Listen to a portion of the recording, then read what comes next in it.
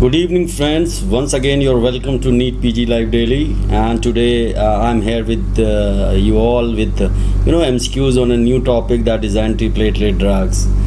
So I will be discussing as I always do that all the MCQs will be explained to you to your satisfaction, up to your satisfaction, and it will all be an explanatory session so that you make up your or sharpen your concepts regarding these drugs like coagulant, anticoagulant, now today antiplatelet drugs. So that way I will be taking each and every topic. After that I would be probably taking fibrinolytic, antifibrinolytic drugs. So that way we'll be going forward. And in today's topic you will find that I have prepared 25 questions that covers almost all drugs and all potential questions that could be asked from this, because once I explain it's not only that these 25 questions I am just covering from this particular topic, but when I explain things you might solve many more questions, because I will be explaining many things to you other than that peripheral information what is actually required to answer that question. So you can have your paper and pencils with you and you can always note that down, or otherwise if you listen to this lecture offline, then you can always but sometimes you need you are running short of time, so want to give a cursory look or a very fast revision of kind thing when it is required, then you can't go for the hour-long lecture to see and clear your doubts. So that way it will be better that if you have paper and pencil with you, you can always note down those important points which I mentioned. And not only that, this will be also a good way to assess yourself. You can keep answering these MCQs. And once I give you the right answer, you can take it, can add or 1 mark to your, on your paper, so that you can find out at the end of this session, out of 25, how much you could get. So that will also give you an idea about your, preparation or level of preparation.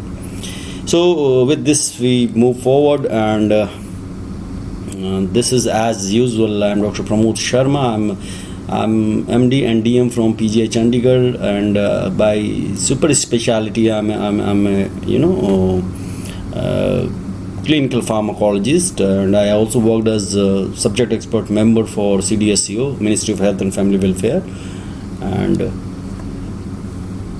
this is very important for you guys, this app, Telegram app, because this icon, you can see, you can't forget this icon. This is just like WhatsApp. You can download it. So the advantage of this is that when you join this group on this Telegram app, this group, you have messages about the timing of the classes, the educator who will be taking those classes, the topics, so all that information is shared by educator or the NEET PG people, so that you can, this Unacademy guys, so that you have all information in advance.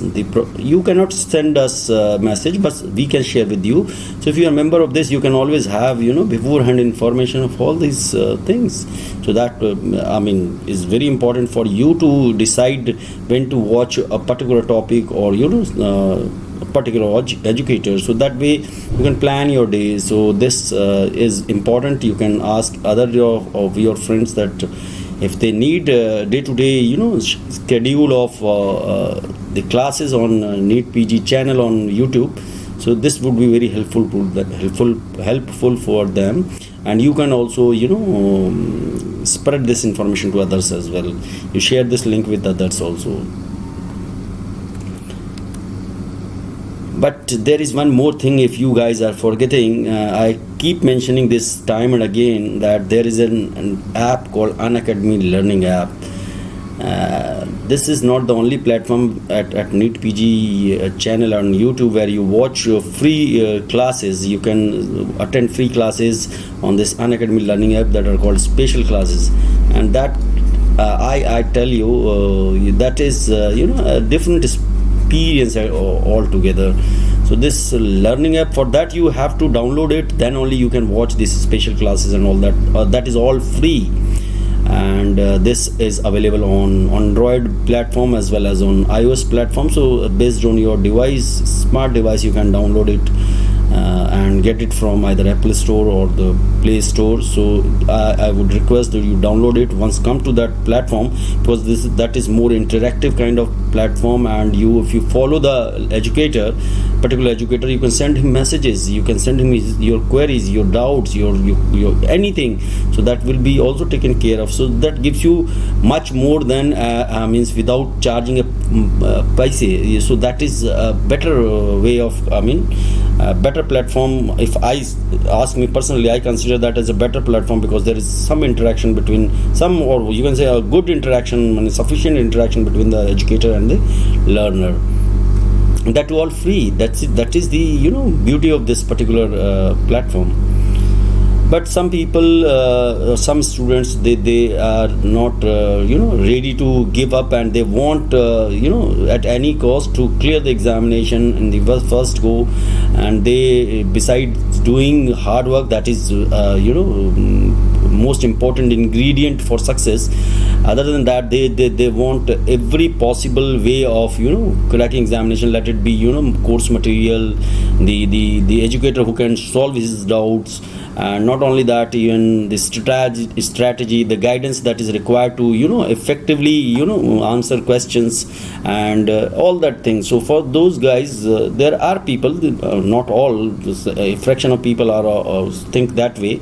And for them, the Unacademy has come up with a very customized kind of course for them, that is NEET PG Plus. This NEET PG Plus is really has some plus advantages, the plus features that are not available at these free courses or special classes. That is a little different. But if you attend these special classes, you will have some feel, or you can have a touch of the plus. You can very well imagine how this plus will look like, or how this plus will actually deliver. So that way you should definitely explore these first special classes, and when you are ready for get or need, if you are ready to have something more and you think that you need more, then this plus is the solution for that. But this is available at subscription, and that you need to subscribe, and it involves a little bit of a very petty amount that is everybody can afford. I don't think so.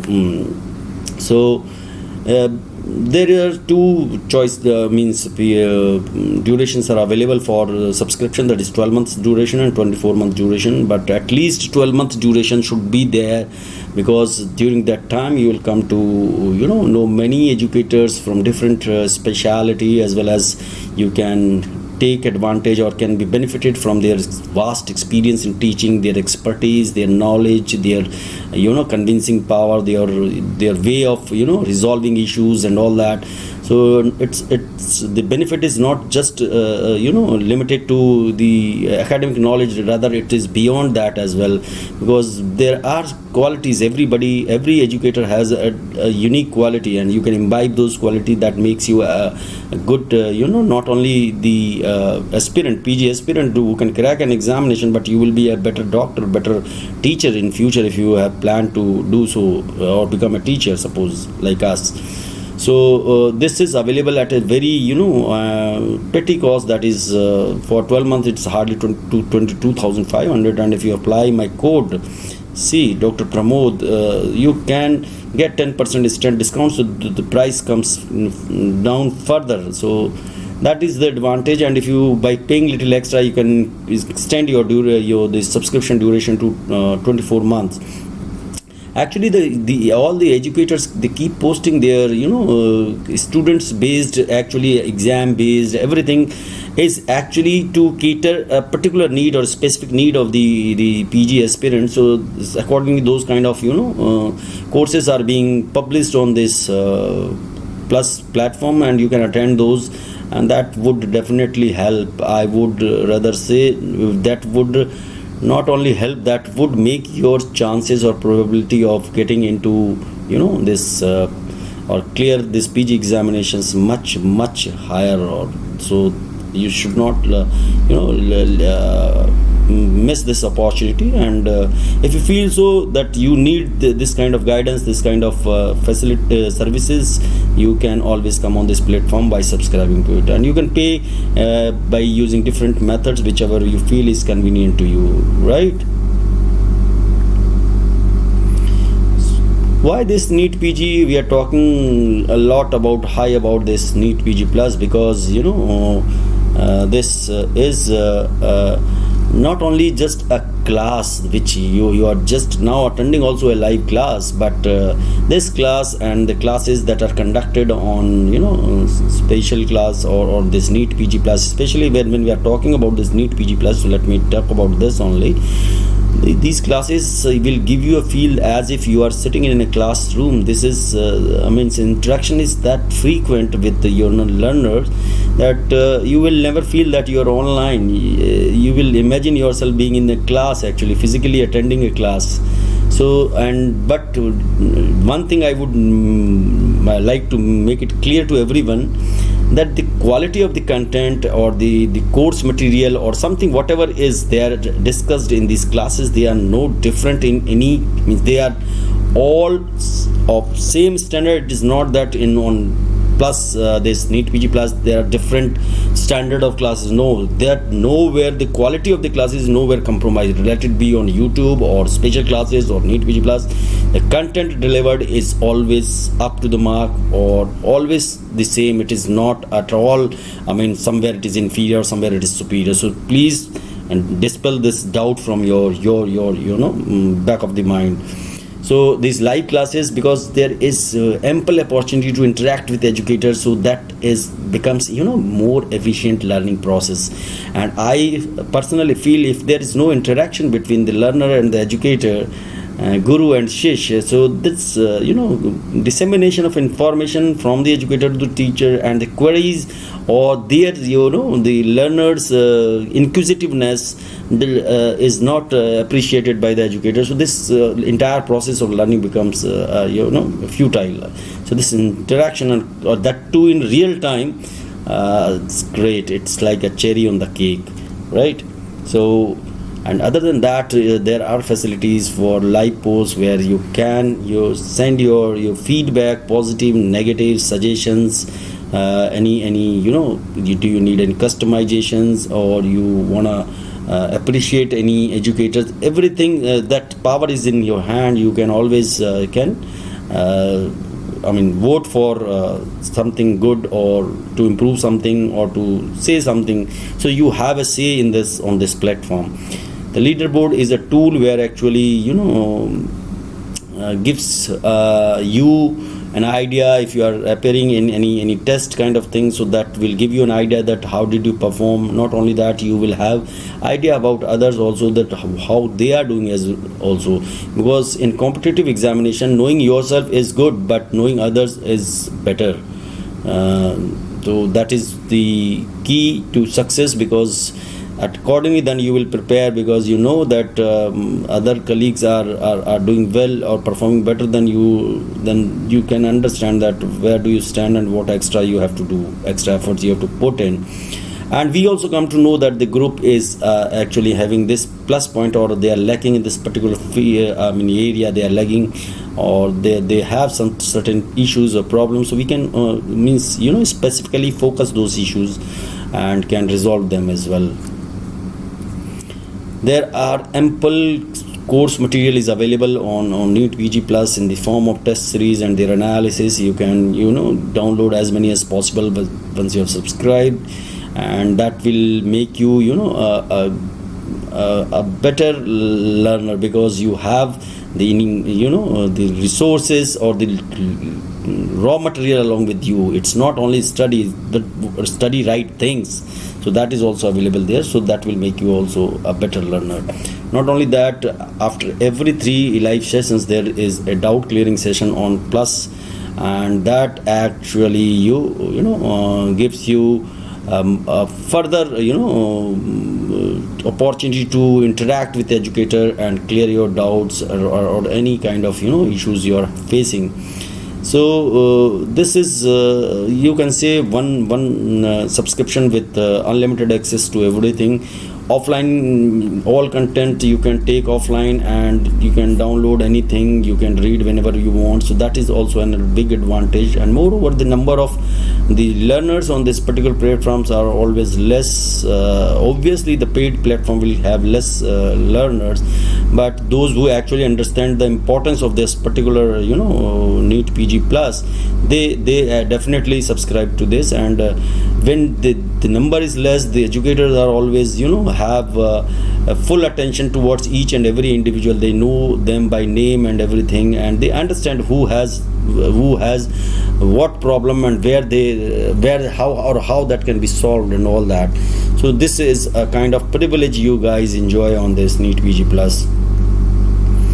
Okay, so that is fine, and we now start with the topic proper of the day. That is as I promised that I will come next time with MCQs on antiplatelet drugs. These antiplatelet drugs have very important role in cardiovascular medicine, so you should know. And though I have prepared 25 questions, as I said, the questions number can be there may be endless number of questions from each topic, but it's just a kind of sensitization that these kind of questions which are from different from this topic could be asked. And when I explain, I give you information other than that related to that particular question, so you can note that down. So this could be, it will be easier if you note them down. It will be possible that suppose I'm taking 25 questions, but you will be able to answer 75 or 100 questions if they come. So 100 questions from one topic, I don't think that is a small number. That in fact covers each and every point that has been discussed in that particular topic. So let's start with the first question of the day. That is COX-1 enzyme inhibition in platelets is permanent, lasting for the lifetime of the platelet, and this can effectively be achieved by this permanent platelets are inhibited permanently by magnesium choline salicylate, sodium salicylate, salicyl salicylate, that is also called salicylate, right, and acetyl salicylate. So this looks simple, but if you do not have basic idea, then you might miss this simple question also, and may land up with losing 1 mark, extra marks. Instead of getting 4 marks, you get -1 in fact, so you totally lose 5 marks. So such kind of silly mistakes one should not do. These are simple questions. So what could be the answer? In my opinion, you guys have enough time. You can tick as per your choice, so that you can match it with what answer I say, whether that matches with that or not. So accordingly you can find out your performance, or you can assess your performance as this MCQ explanation. Though this is not a test, it's just an explanatory session. Magnesium choline salicylate, no. This is no, but this is yes. You can see all are salicylic acid derivative, and salicylates can also bind to this enzyme, COX enzyme, and can inhibit it. But that would be reversible inhibition. They can act as anti-inflammatory, but they will not have antiplatelet, no antiplatelet action. Why? That I am telling you.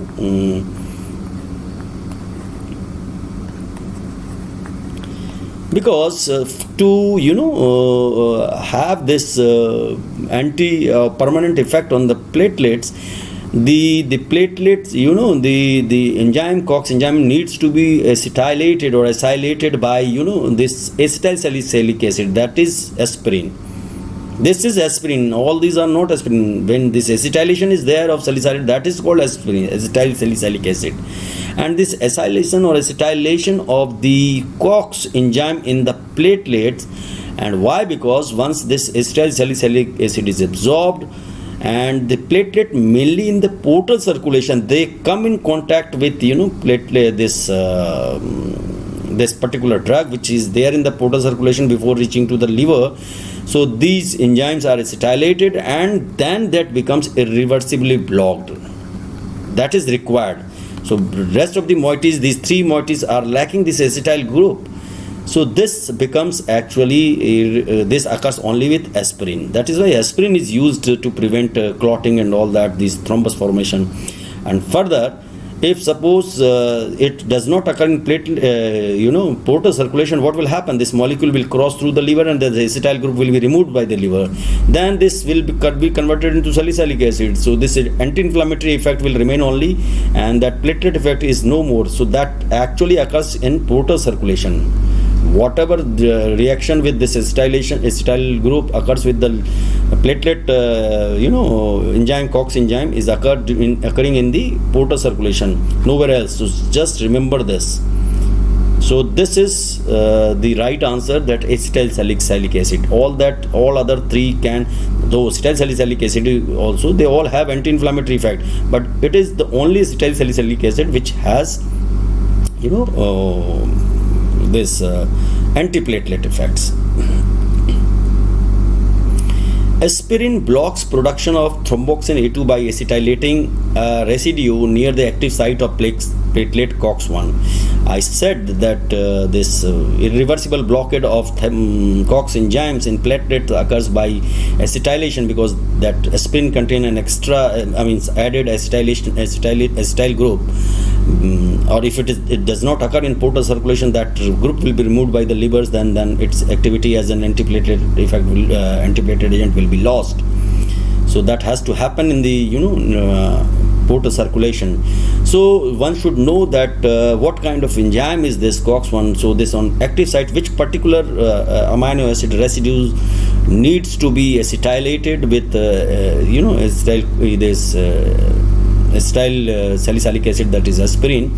So do you have any idea about that particular, let it be a valine, threonine or serine and or arginine? So which residue is actually acetylated by this? So you must have marked your answer as per your choice. It is actually the serine residue that is actually acetylated. This is present in the active site of the enzyme. So this is important, that this serine residue is usually this this could be a serine protease, probably not protease, this serine moiety which is available at the active site may play an important role in the why, because it is active site. So this can once it is the active site is open and it interact with arachidonic acid then it leads to formation of these prostanoids. So this serine residues acetylation, this probably inhibit enzyme permanently and cannot interact with its major substrate, that is arachidonic acid, that is released from the membrane phospholipid with the help of PLA2, phospholipase A2. So this could be the reason, and this serine is the amino acid which is involved in acetylation, right? So now everything is clear about aspirin. You will be solving many questions from the aspirin if anything comes, because I explained that much. Diparadomol is a vasodilator drug that interferes with the platelet function. This diparadomol is used, I think it is available with the name of, if I remember, I think Parcentine. This drug has role because it has a vasodilator activity. It has use in angina also, but because of coronary steal phenomenon associated with diparadomol, that could actually may sometimes exacerbate angina, in fact. So this diparadomol is a vasodilator, but it has antiplatelet effect. So this is also not used as an antiplatelet now, because we have better agents available nowadays. So how does it act actually? It acts by decreasing the intracellular concentration of cyclic AMP, by inhibiting the phosphodiesterase, by blockade of release of adenosine, or by degradation of adenosine. So tell me that what is important, so you should know that platelet activation is usually inhibited when there is increase in cyclic AMP level. So decreasing the intracellular concentration of cyclic AMP cannot be an answer, because when cyclic AMP level increases, there occurs the phosphorylation of certain protein, VASP protein, VASP. That is, I think vasodilation associated protein or something. If phosphorylation occurs, then GP2 this this integrin receptors present on the platelets, they do not act well. So this aggregation and all that cannot happen. So this is the wrong choice. But if you go to the choice B, there is you can see inhibition of phosphodiesterase. So phosphodiesterase, what does it do? It inhibits breakdown of cyclic AMP2 by Pram AMP.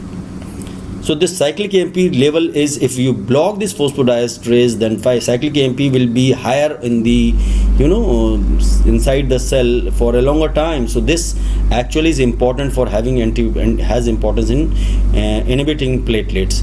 Blockade of release of adenosine, that is not the mechanism. This adenosine also has antiplatelet action. That is probably because adenosine has A1 receptor, A2A receptor, A2B receptor, A3 receptor. 4 type of receptors are there. On platelet, this A2 receptors are important, but A2 are mainly involved in this action, and they are more abundantly expressed on the platelet surface than the A2B receptors as well. These receptors, once are activated by adenosine, they can increase, activate adenyl cyclase and can lead to increase in cyclic AMP.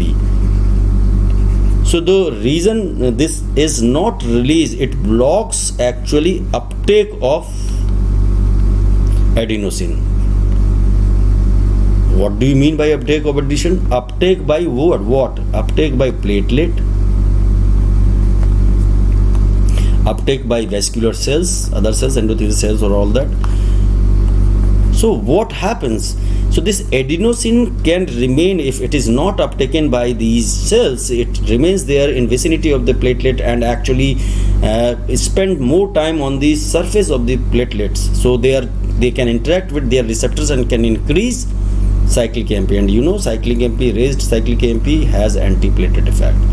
And it has nothing to do with degradation of uptake adenosine. That is blockade of the uptake of the adenosine by this platelet or other cells, so that this adenosine is available sufficiently to act or remain on the membrane and interact with membrane receptors and activate adenyl cyclase.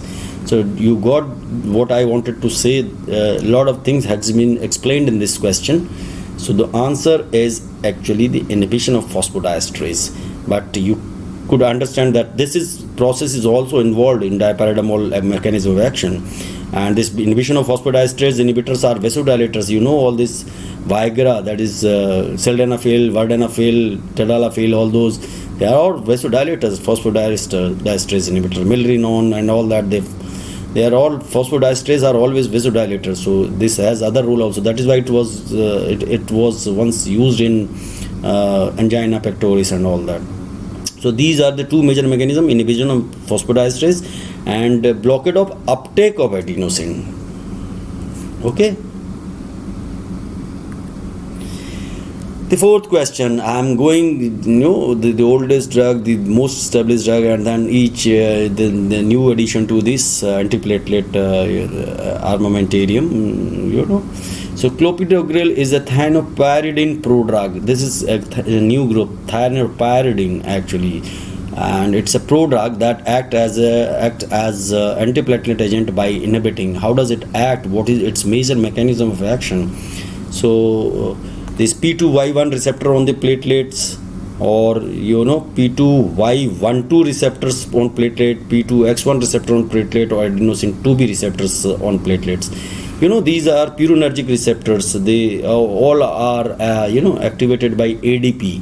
Just remember, they all are activated by ADP. That is why they are called ADP receptors also, because ADP is a purine actually. So these are also called purinergic receptors. So these two receptors, P2Y1, P2Y12, these are G protein coupled receptor, but this P2X1 is ligand gated ion channels.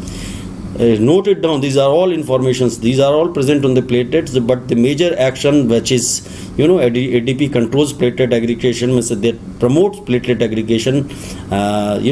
So clopidogrel can interfere with this aggregation reaction by interfering with something which is mentioned here. So what could be that answer? Is it the adenosine A2B receptors on the platelet?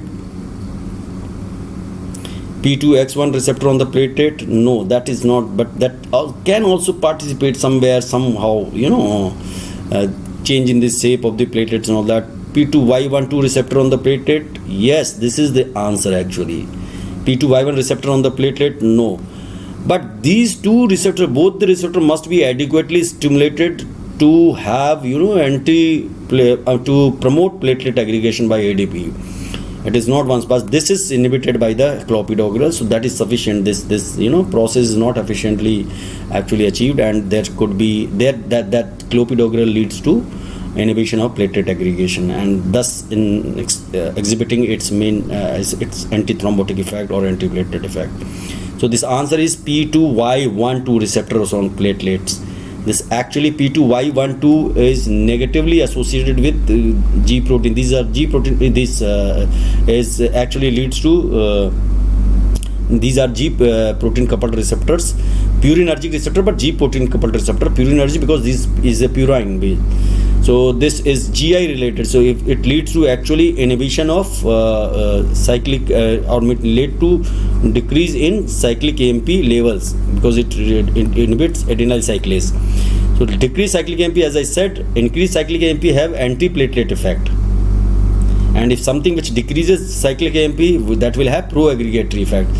But if this receptor is blocked by ADP, can do this, but if it is blocked by clopidogrel, this effect will not occur. So I said for aggregation, both the receptors should be adequately stimulated, because this is inhibition is important, because this cyclic AMP will lead to dephosphorylation of VASP protein, I told you, and that leads to actually effective platelet aggregation. If it is phosphorylated, that occurs when cyclic AMP is higher, then aggregation is actually interrupted. So the correct answer is this B. Got it? Let's move to next question. The therapeutic advantages of clopidogrel as an antiplatelet agent over ticlopidine is due to this ticlopidine. Actually, I have seen this was available as ticlid, but now it is very rarely used because better agents we have nowadays, and the profile, in fact, side effect profile is also more favorable with newer agent, and they are more potent as well. So ticlopidine has fell out of repute and hardly as used as an antiplatelet agent, but just to make you aware of things available, so this ticlopidine, this clopidogrel has actually supplanted or in fact you guys just means it has replaced clopidogrel has replaced ticlopidine, and entirely it is the clopidogrel or its other congeners are used. Ticlopidine has its use in clinical practice has gone much down. So how it differs, this clopidogrel differs from ticlopidine, that it has higher potency than ticlopidine, or it is associated with rare occurrence of thrombocytopenia and leukopenia, and clopidogrel has slow offset of action. I am not talking about onset, slow offset of action or all. So actually the problem with ticlopidine was that it was causing thrombocytopenia because of thrombocytopenia of TTP and all that. So this clopidogrel has higher potency, that is true, and yes, this has favorable side effect profile if it is compared to ticlopidine, because this leads to less the incidence of thrombocytopenia and leukopenia is lesser with this clopidogrel, and the offset of action is also slow offset of action. Its action lasts little longer. Clopidogrel many a time it has action for long time because its half-life is also long. So answer would be the all actually. So this is the correct answer here. Many a time all of the above is the correct answer. Why I chose this? Because I'm discussing about an older drug and why this clopidogrel is preferred over this, you should know all points, that it is the reason that this is actually acts longer also, this has favorable side effect profile, has better activity, also higher potency and all that. So this is there. Certain class of drugs may contribute to the lower efficacy of clopidogrel when co-administered with clopidogrel. So which class of molecule? Actually, I once discussed this on, I think, on this NEET PG channel itself, that I would discuss this somewhere else when I will talk about those, that these two group of drugs actually interact and may affect the efficacy of clopidogrel may be affected. So is it the phenothiazine group, or the proton pump inhibitors, or the fluoroquinolones, antibiotics, or the direct thrombin inhibitors? I have talked about many drugs, this direct thrombin inhibitors, daciruddin, lepirudin, bivalirudin, argatroban, and the oral that dabigatran, others were injectable, and these all direct thrombin inhibitors. So what are the drugs which can actually lower the efficacy of clopidogrel? Do you think this is direct thrombin inhibitors? No. Fluoroquinolone antibiotics? No. Phenothiazines? No. Proton pump inhibitors. And I will tell you why. These proton pump inhibitors are metabolized by CYP2C19. Got my point? And this clopidogrel is also, this is a prodrug, so it is converted into active drug by the same enzyme. So what happened? That may affect its conversion into active form. So that may have bearing on its efficacy, overall efficacy as an antiplatelet agent. So one should be very a little cautious about using these proton pump inhibitors with clopidogrel, as far as possible should avoid use of them. Got my point? So this is the reason, and if something extra I need to discuss or tell, because other question might have something to talk about more on this topic, so I can talk at that on that particular slide also. The latest member of thienopyridine class, prasugrel, this is brother of is a prodrug that requires metabolic activation in the liver. This is also a prodrug. This also requires metabolic activation in the liver. Is less completely absorbed from the gut than the clopidogrel. Means its absorption is in comparison to clopidogrel is inadequate. Has faster offset of action. That has a slower offset of action, but it has faster offset of action than clopidogrel. And virtually all of its absorbed fraction undergoes activation, or has slower onset of action than clopidogrel. So there are many things. So here you will also learn many things about clopidogrel, because when I talk about prasugrel, this contradictory statements, so you will come to know about clopidogrel as well. So that will enhance information or increase your information about both the drugs. So if you know this, many questions can be framed based on this information. So it's not only 25 question, matter of 25 question. It means if you are noting things down, what I'm saying, it means you are actually preparing yourself for hundreds of questions in this particular area. So the first choice is less completely absorbed. Forget about that. It is more completely absorbed than the clopidogrel. Got my point? So you have to answer that prasugrel is better absorbed. It is also has faster absorption. No, it has even slower than clopidogrel. In fact, it is said that prasugrel can inhibit the platelet for their lifetime. In fact, so action actually lasts long. This prasugrel,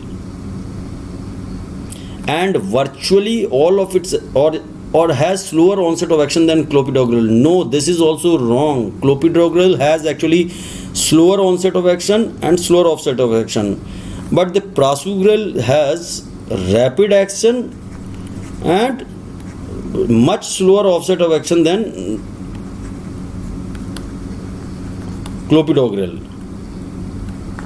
So clopidogrel has slower onset of action, slower offset of action, But this prasugrel is better in the sense that it has rapid onset of action but much slower onset of action than in comparison to clopidogrel, and that is possible because this is absorbed not only completely but more rapidly than clopidogrel, rapidly absorbed. That is why it has quicker action of onset of action. Got my point? And if you say why it is more effective than clopidogrel, it is more effective as well. That is why this because the clopidogrel only 15% of the absorbed fraction is converted into active form, whereas virtually the entire fraction of the absorbed drug undergoes activation in case of prasugrel. So this is the right answer. Got my point? So how this prasugrel, when a newer agent comes, that should have an edge over the existing agent. So that is how this improvisation is actually brought in by having these specific properties attached to prasugrel when compared to clopidogrel. So if you note these important points, you can always score better. The most appropriate statement for prasugrel when compared to clopidogrel: incidence of stent thrombosis is lower with prasugrel. Prasugrel is associated with lower rates of fatal and life-threatening bleeding. Dosages are age-based in acute coronary syndrome and primarily activated by CYP2C19. Clopidogrel, that was also activated by CYP2C19 primarily.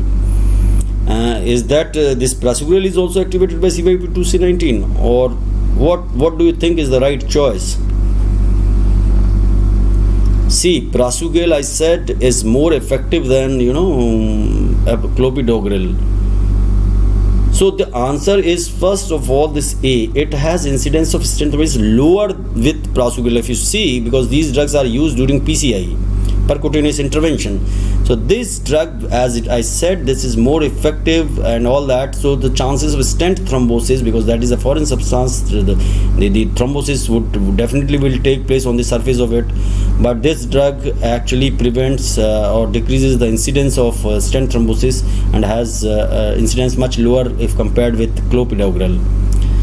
And as I said, it is more effective and all that, because this is associated with this comes at a cost actually, but it has higher. Prasugrel is associated with not lower, higher rates of than clopidogrel, fatal and life-threatening bleeding, because I said it, efficacy is higher here, but it is at the expense of more safety concerns.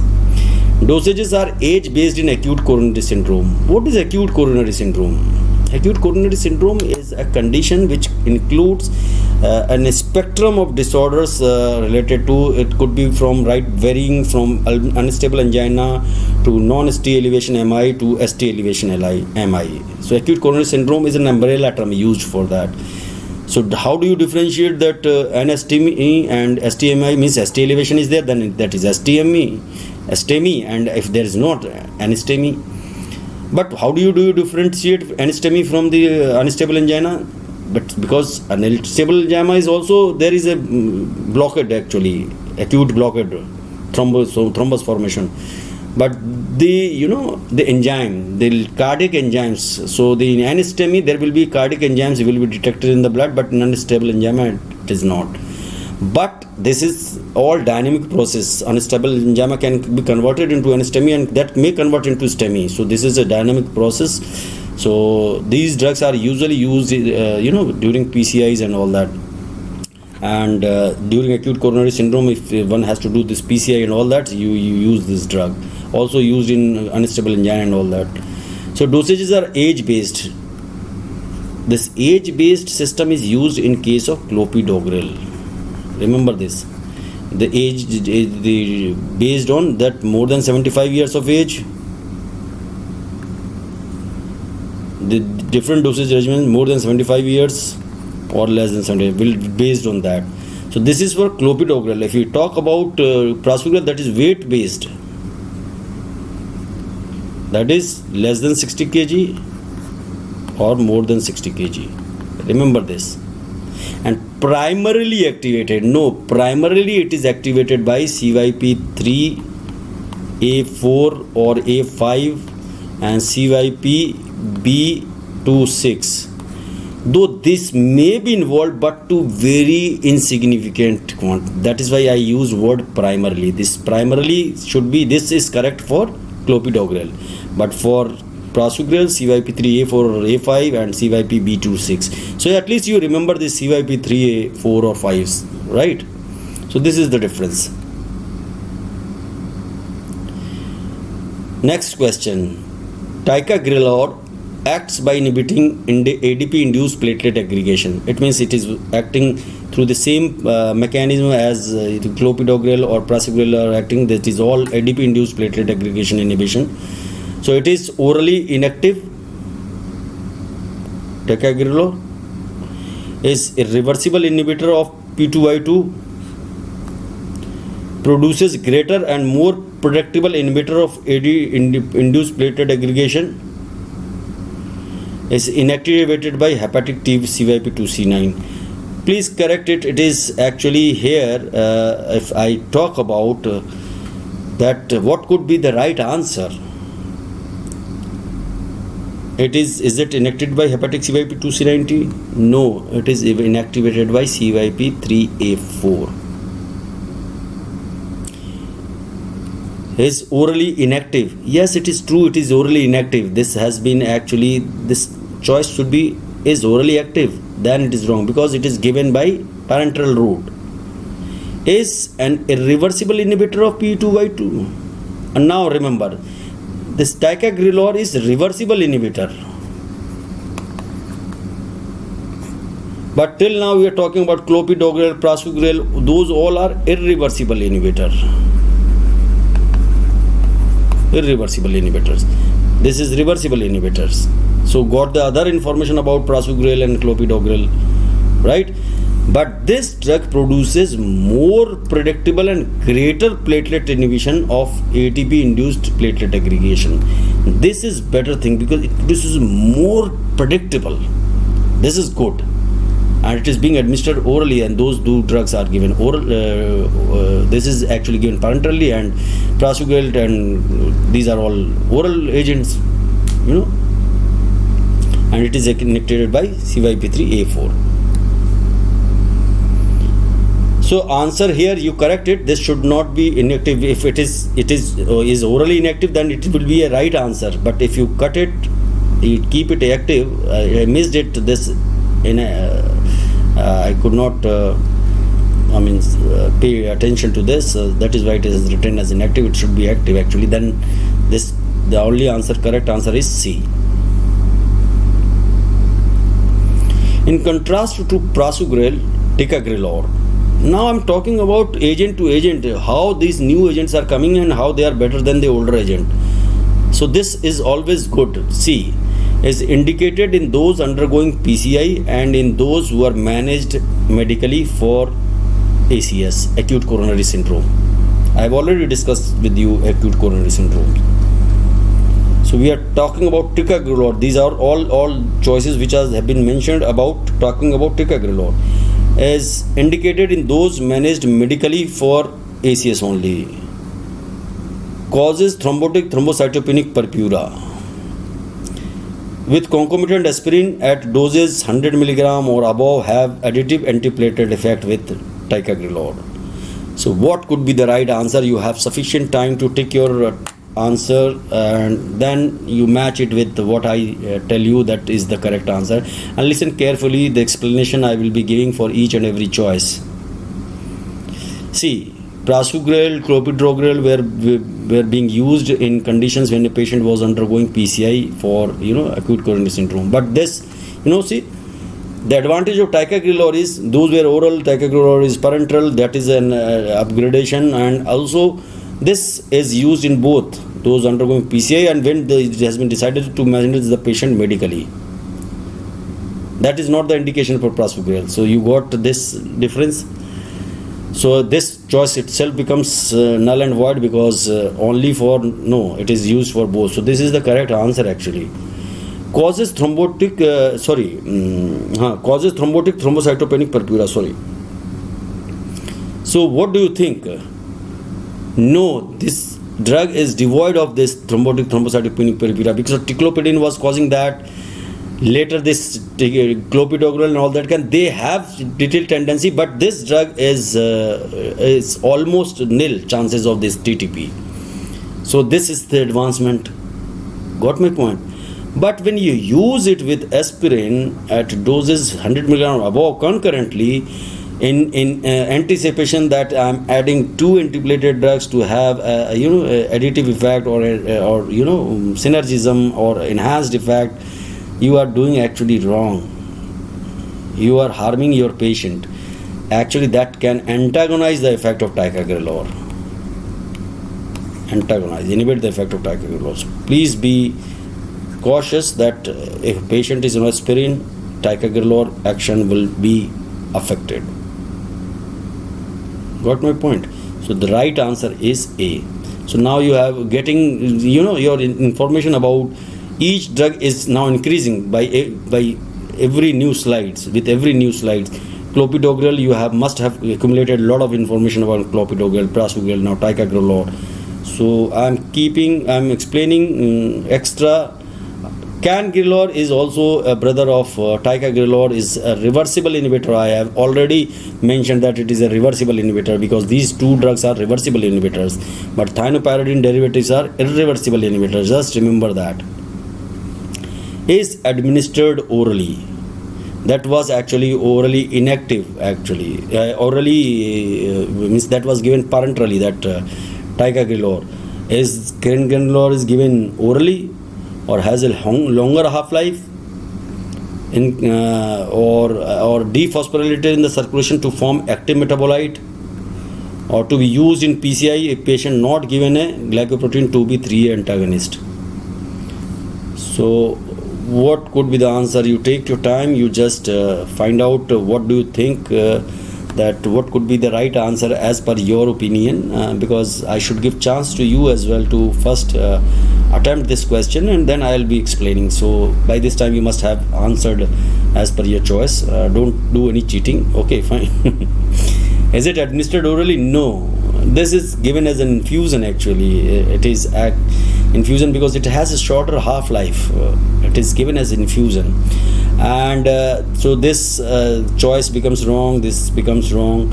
Is dephosphorylated in the circulation to form active metabolite. Yes, this is true, that it is dephosphorylated in the circulation to form inactive metabolite. It is not activated. It is not a prodrug. It is inactivated in the circulation by dephosphorylation, and to be used in PCI only if patient has not received glycoprotein 2B and 3A antagonists. Otherwise, no. It can increase the risk of bleeding too much. So you should make sure that patient has not received these GP2B3A receptor antagonist. I'll come to these also. These are also very important group of drugs, but now they are losing their importance because of availability of other drugs. These cangrelor, ticagrelor and all that. They are very important drugs earlier. I thought of adding diagram based question. So the following diagram depicts the mechanism of action of an antiplatelet agent called allinogrel, eltrombopag, vorapaxar, teclopidine. Can you see this? This is most probably must be a G protein coupled receptor because 7 transmembranous helices are there. Actually, you have carboxy terminus, you have amino terminus. So this is G protein coupled receptors. So what exactly could be the answer? Actually, this is a drug which is first in its class, and it is named as PAR1 antagonist. That is called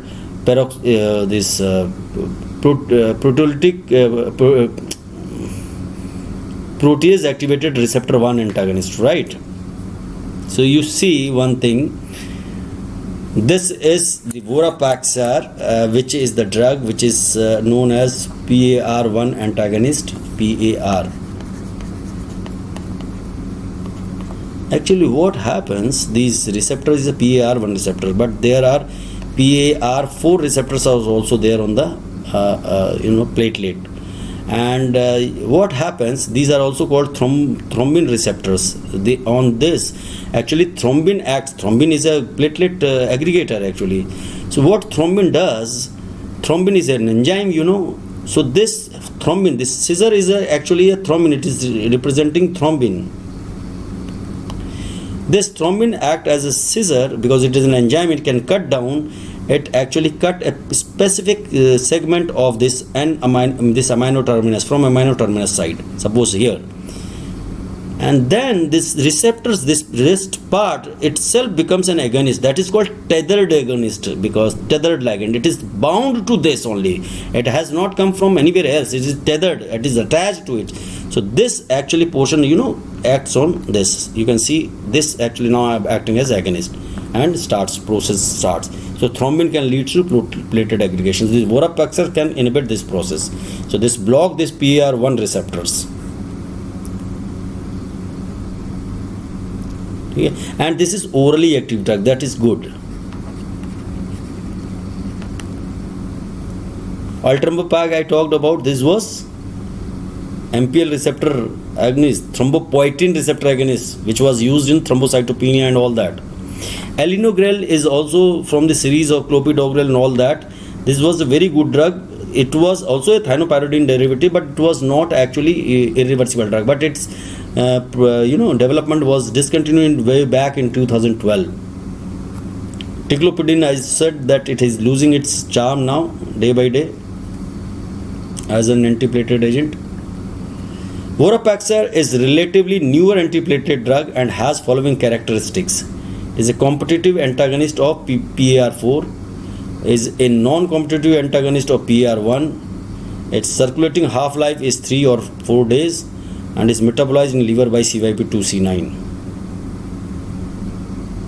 Just find out, I talked about Vorapixor, but I left some information which is to be discussed here.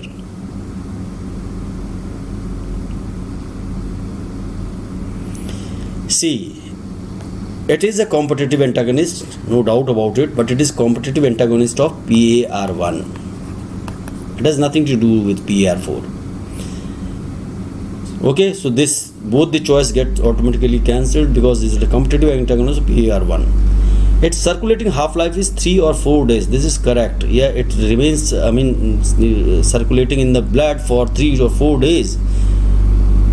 So it has long half-life, circulating half-life, and it is metabolized in the liver by CYP2C9. No, CYP3A4 is the main agent, the main enzyme which actually is involved in its metabolism. CYP3A4, right?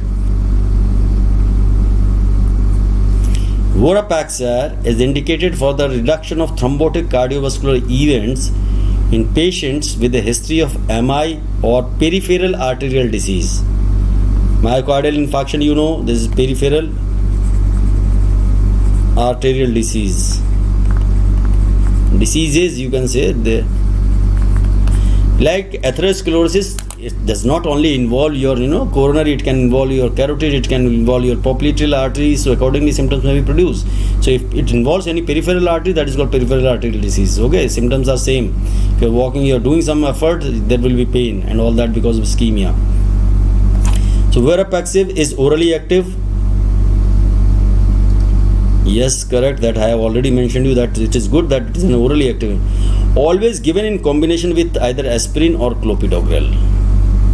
Yes, this is also true. It is not used alone. This is always used either with aspirin or clopidogrel. And you saw that canaglilor aspirin, if it is used with aspirin, it was actually antagonizing the action of canaglilor. So here you have to use along with these. One of these, contraindicated in patient with a history of intracranial bleeding. Yes, if any patient have history of intracranial bleeding, this Vorapixor should not be used. Is contraindicated.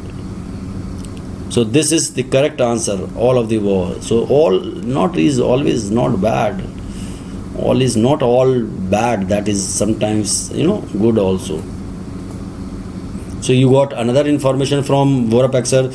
In previous question, you got come to know that it is a competitive antagonist. Now you know orally active. Now you know that it is not to be used alone. It is to be used with either aspirin or clopidogrel. So information is increasing. Now we come to such integrins. Integrins I talked about on this class. Yes, that I used IBD, inflammatory bowel disease. When I talked about inflammatory bowel disease, I used vedolizumab and natalizumab. Those were actually inhibiting integrins, integrin inhibitors they were. So these are integrin, these are connecting molecules which are present on the platelets. So this alpha 3b and beta 3 is the dominant integrin on the platelet, जिसको हम ये भी बोलते हैं glycoprotein 2b 3a. This is also known as CD41, CD61. Yes, got my point. So this is, they are also known by these names as well.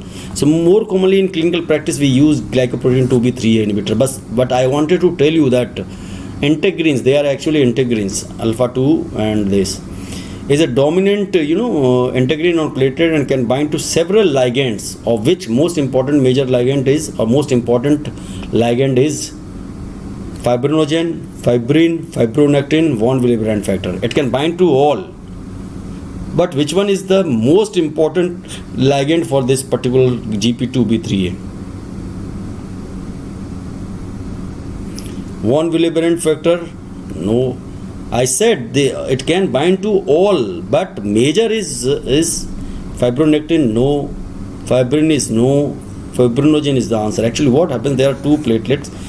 Platelet loop platelet interaction actually occurs by this fibrinogen is there. These are the integrins. Fibrinogen, they bind to fibrinogen, and this fibrinogen platelet plug is there, and then fibrinogen, because of the clotting factor and all that, fibrin is formed. This fibrin can bind fibrinogen and fibrin, so that leads to ultimately a full clot, a consolidated clot formation. Otherwise there was a thrombotic plug in platelet plugs only. So this is important, and without this, ultimately this is the final pathway. These receptors are the final pathway which actually leads to platelet aggregation. Let it be stimulated by any mediator. Platelet can be stimulated by 100 of mediators, but ultimately this aggregation would occur whenever these receptors actually binds to fibrinogen. So these are final pathway. That is why if they are blocked, it means nothing can stimulate or nothing can lead to they would be very highly effective in blocking the platelet aggregation.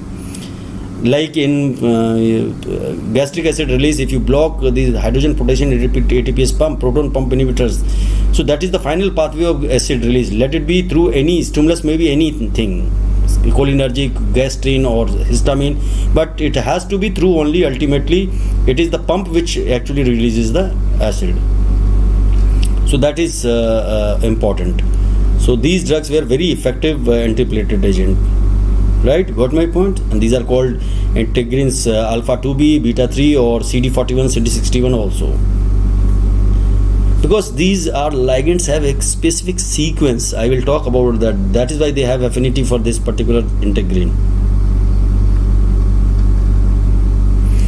Apiximab. Now these are all from these integrin inhibitors I was just talking about. Is the Fab fragment of a humanized monoclonal antibody. Actually it is not humanized. This is a chimeric antibody. This is actually wrongly mentioned somewhere. This is a chimeric because as per nomenclature this is a chimeric because it has mouse and human protein, right? Used to prevent cardiac ischemia complication during PCI. PCI is percutaneous coronary intervention, that is stent placement. Binds to alpha 2b beta 3 and has no affinity to vitronectin receptors. Vitronectin is another this is alpha 5, that was the alpha 2a, or this alpha 2b, this is alpha 5, and beta same 3. This is called vitronectin. So So you can remember this is 5 actually, Roman 5, and it is not V, but you can remember. So this epciximab can also cause cross-react with vitronectin receptors also. These. Its half-life is 2 to 3 hours. Effects last for 6 to 8 hours. Infusion is stopped. This is given as infusion device, very calibrated, very slowly, and very well controlled on dose delivery given through these pumps. These are all digital pumps. So what should be the answer? If we see this epciximab, if you stop the infusion, its action may last for a long, it means 18 to 24 hours. So if some patient has developed bleeding and all that, how can we actually counter that? Its half-life is 2 to 3 hours. No, its half-life is only 30 minutes hardly. Binds to this, yes, it binds to, but has no affinity. But it has affinity for vitronectin receptors also. Used to prevent cardiac ischemia complication during PCIe. This is the answer where these drugs are used during PCIe, right? An important side effect of epciximab other than bleeding is, because these agents are antiplatelet agents, anticoagulants, they have, first thing, if somebody asks what is the most common side effect, so you will always say bleeding. If you are talking about anti-diabetic drug, what is the most common side effect? Most probably it would be hypoglycemia. If you are talking about antihypertensive agent, what could be the most common side effect? Hypotension, sir. Right? So deranged LFT means liver dysfunction, thrombocytopenia, paralytic ileus, or rise in blood pressure. What could be the complication associated with other than bleeding? Bleeding is a major problem, but other than that, what can it do? Deranged LFT? No. Thrombocytopenia? Yes. Paralytic ileus? No. Rise in blood pressure? No. Why thrombocytopenia? Because this is a monoclonal antibody directed towards alpha 2b, and beta 3. So this binds to this, and this leads to a formation of new, antibody epitopes. Means a new antigenic structure is created. So antibodies can be formed against this complex. Understood? Because this drug has mouse protein also. So it is bound to this, and this leads to formation of a new protein that could be antigenic. So antibodies are formed against this. So that can lead to damage of these platelet, because these are present on platelets, so platelet damage. So thrombocytopenia may occur in almost 2% of the individuals. Count can go even down to 50,000 even. So this is the another important side effect other than bleeding in case of epciximab. Among all the alpha 2b beta 3 inhibitor or GP2b 3A inhibitors available, the one which is not eliminated by the kidney is eptifibatide. This is also an inhibitor of this. Tirofiban, this is also this inhibitor. Epciximab, as I just discussed about epciximab, or none of the above, or none. Yes, this epciximab is actually not eliminated by the kidney. Rest are both are eliminated by the kidney. So those you need to adjust when there is renal dysfunction. Got my point? So epciximab is a chimeric monoclonal antibody.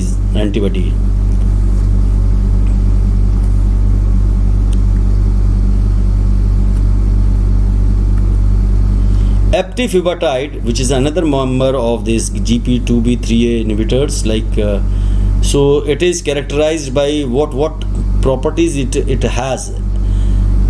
It is though it is an inhibitor of this and is a non-peptide RGD mimetic, right? Or is a decapeptide. Either it is non-peptide or decapeptide. It is containing 10 amino acid residues, or that has KGD canonical sequences. has a short half-life in minutes. Its half-life is very short, within minutes. So what could be the right answer?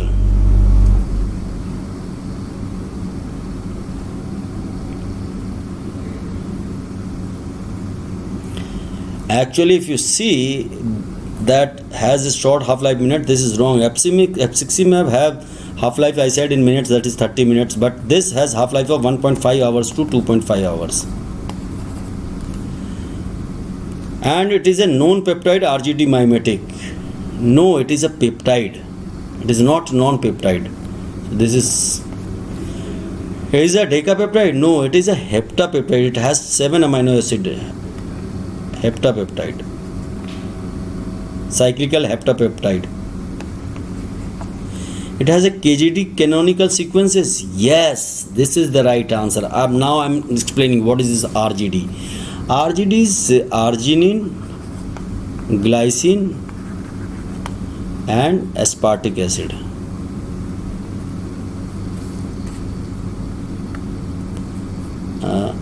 Aspartic acid. This is a specific sequence, and this sequence is present in fibronectin, fibrin, fibrinogen. I talked about all these things. We have von Willebrand factors. So this actually identify, or this sequence, and that is why those all ligands are able to bind to this. So this also this RGD mimetic. There are drugs they can actually bind to this because they have this sequence. F60 had this sequence. That is why it was able to bind to that. But this has KGD's canonical sequence. KGD is nothing but arginine is replaced by this is what is that? Lysine. Yes. Otherwise, rest of the things are same. So this has little difference in the sequence, and that has bearing on its binding with alpha 2 beta 3 this glycoprotein 2b3 inhibitor. So this is the right answer. It does not have RGD sequence, but it has KGD sequence, right? Eptifibatide differs pharmacokinetically from epciximab in several important ways. For example, IV infusion produces high level of unbound drug because of its lower affinity for the receptors. Has shorter plasma half-life in minutes. Platelet aggregation returns to normal in 24 hours. Platelet transfusions are a good method for acutely reversing eptifibatide antiplatelet effect. Now you will come to know many things. I will tell you this thing. As this drug had KGD sequence, I told you, rather than RGD sequence, which was present in epciximab. So because of this KGD sequence, once you give eptifibatide infusion, all the drugs are given parenterally as So this IV infusion, once you give, this produces high level of unbound drug because it does not bind to this receptor more. It has lower affinity because sequence is little different. So that is true, right? Has shorter plasma half-life in minute. I just told you it is not in minute. It is 1.5 to 2.5 hours. Platelet aggregation returns to normal in 24 hours. No, because half-life is so that in 4 hours platelet activity it returns to almost normal. So that is always good. Platelet transfusion, for example, you want to, some patient is having bleeding and all that. So in case of epciximab, because the platelets were returning to its normal functioning in 18 to 24 hours. So in that case, if you give platelet transfusions, so that will and can control bleeding and all that. But in this case, platelet transfusion will not be a good method of reversing this antiplatelet effect because high level of unbound drug is circulating in the plasma. The moment you give platelet infusion, this drug will bind to these platelets and inactivate them. So it is better to just wait. It will automatically within 4 hours the platelet aggregation will return. You can take other symptomatic treatment, but platelet transfusion is not a good method. This transfusion can also be tried if you are facing this excessive effect of prasugrel, clopidogrel. You can add platelet transfusion. The answer is A. It has lower affinity per receptor, that is why high level of unbound drug. Tirofiban is an intravenously administered inhibitor of alpha 2 beta 3 platelet integrins, is a heptapeptide, is non-RJD mimetic, requires dose reduction in patient with creatinine clearance less than 30 ml per minute, and may induce thrombocytopenia. The good thing about tirofiban is that it is not in protein in nature. It is a small molecule, means chemical. This is called, all the drugs are just clopidogrel, all these are small molecules, they are not peptide. So this is wrong, heptapeptide. This is true about eptifibatide. Eptifibatide is a heptapeptide. It's a non-RJD mimetic. No, if it is non-RJD mimetic, then it will not block these receptors. It is a small molecule, but it is RJD mimetic. It mimic this sequence kind of thing. It has, when it binds with this particular, similar to this thing. So being a chemical substance, but can interact with that, requires dose reduction in patient with creatinine clearance less than 30 ml per minute. May induce thrombocytopenia.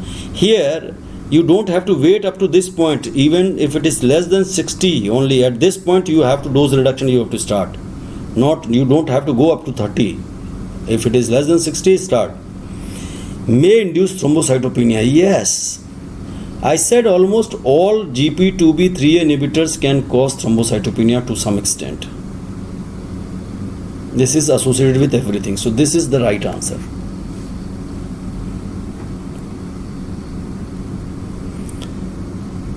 Effect on platelet aggregation can persist for up to 4 weeks even after the drug is stopped in case of clopidogrel, abciximab, vorapaxar, ticagrelor.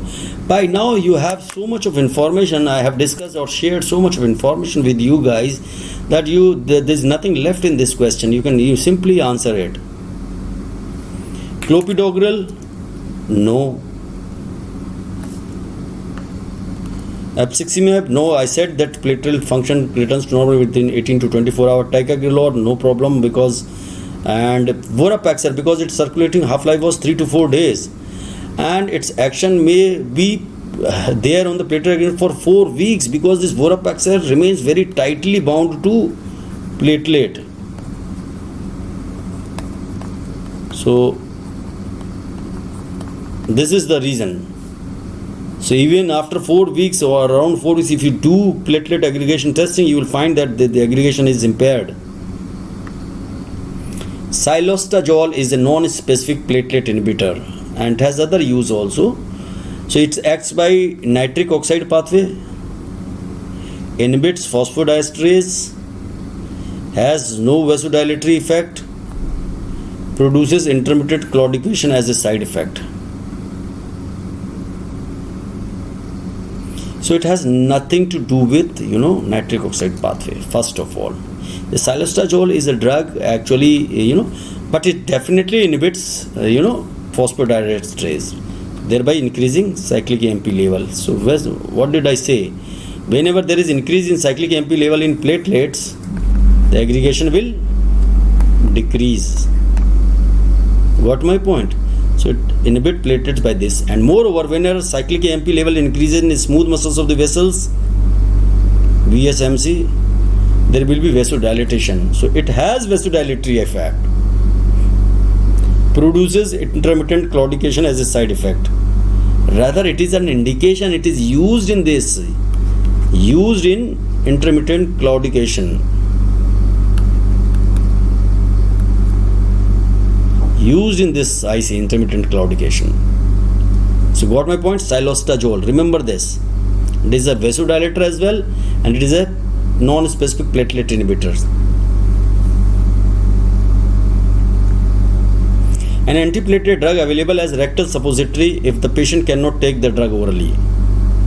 Clopidogrel, ticlopidine, aspirin, xylostazole.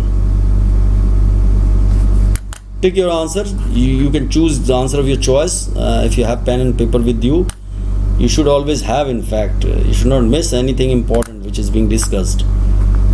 So clopidogrel is not available in this form rectal suppository. Ticlopidine is also not. Aspirin is available as both, so it can be given as rectal suppository even. Silostazole, no. Got this point? And remember this clopidogrel and all that, they have long half-life. They require actually at many places loading dose followed by maintenance dose. 300 milligram loading dose followed by 75 milligram daily. But many a time, if you are using an IHD patient, coronary heart disease patient, you can start with 75 milligram because you have to go long time. So you don't have to wait for steady state to achieve early or all that. That is not a problem. But in certain situations like in acute coronary syndrome and all that, or PCI and all that, I think you need to give loading dose as well. Okay. So the last question of the day. Antacids and pantoprazole may inhibit systemic drug exposure of an antiplatelet drug. Which one is that? Clopidogrel, Vorapaxar, Tirofiban, Cangrelor. Now apply your mind. Just simply apply your mind. If you know that Cangrelor is given by IV infusion, so there is no question of systemic drug exposure or this absorption process is not there. Tirofiban is also given as infusion parenterally. These two are given orally, so answer could be one of these. So that you should know this Vorapaxar is the right answer, because Vorapaxar sulfate is given as a sulfate. Each 2.5 milligram of sulfate contains, I think, 2.08 milligram of Vorapaxar, active Vorapaxar. These anything which can increase gastric acidity, means gastric pH. If it is more than 3, then this this drugs is not soluble. That is why its absorption becomes affected. The best pH at which it is absorbed is 1 to 1.4. So more than 3, any aqueous solution which has pH more than 3, then it has poor solubility. Got my point? So this is the answer. So we should know that Vorapaxar. So many things you have read about, discussed about. We discussed about many things and about all the drugs, and almost everything is covered. This is in fact just like taking a class, because on 25 MCQs with explanation on antiplatelets, so it means a class is completed. So I don't think that you need anything extra, but if you solve these questions, you will be able to, and know if you listen to how I have explained each and every question, you can solve almost every question from the antiplatelet. So with that, I think this is over, and as I discussed earlier, that this Telegram app is a kind of messenger app, and you can join to this group where we share our daily routine or daily schedule of classes, so you can have information beforehand, time, who educator, what topic will be covered and all that. Excuse me. So this is important. Next is you just download it and install it on your system. And I earlier also discussed this Unacademy app, learning app. You come on this platform and enjoy these special classes. They are also free. You will really feel the difference. This platform is way apart from this YouTube your NEET PG channel. So you just come to that platform and enjoy its interface, and there is also this gives you an opportunity to interact with the educator also. but for those who need extra, something extra, and those who wants to make this PG entrance examination or means wants to crack a training course, for them this Unacademy NEET PG Plus program is there but that is available on subscription basis.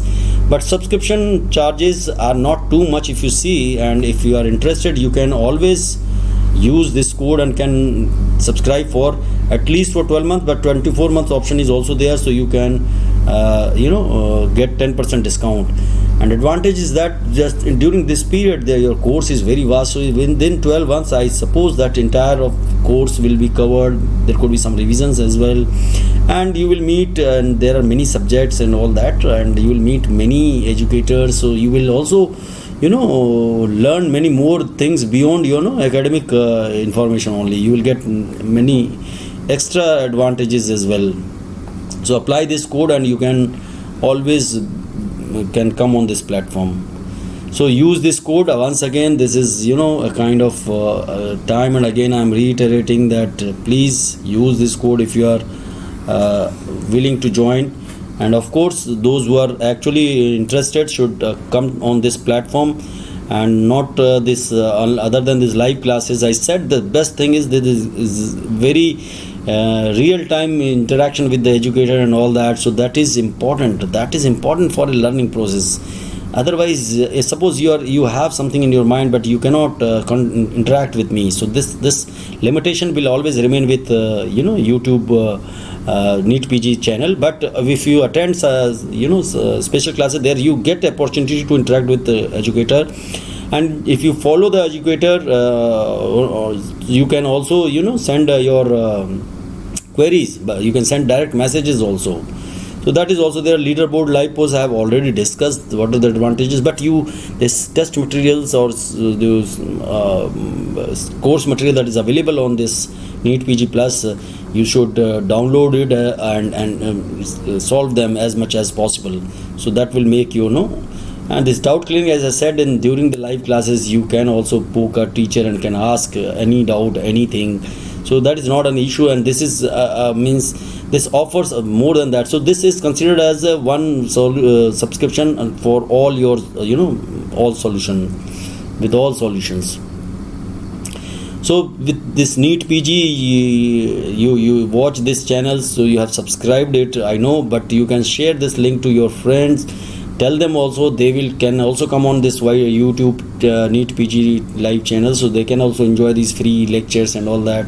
And if you have liked this, just give me a thumbs up and share it with others also. So, and don't forget to click this your this ghanti. This ghanti is important because this is about notification. So ghanti, if you go to a temple, you always आप घंटी बजाते हैं, इसी तरह से इस घंटी को भी बजा दीजिए, ठीक है। सो इसके साथ आज की क्लास मैं ख़त्म करता हूँ, क्योंकि और एक बार इसको ज़रूर पढ़ें और वीडियो ज़रूर देखें, क्योंकि उसमें एक्सप्लेनेशन अगर आपने नोट डाउन नहीं किया तो तब भी आप बाद में भी नोट डाउन कर सकते हैं एक्सप्लेनेशन, तो ये आपके लिए फ़ायदे की चीज़ है। और इसके साथ ही क्लास समाप्त हुई। थैंक यू बेटे, and thanks for attending this class. Bye.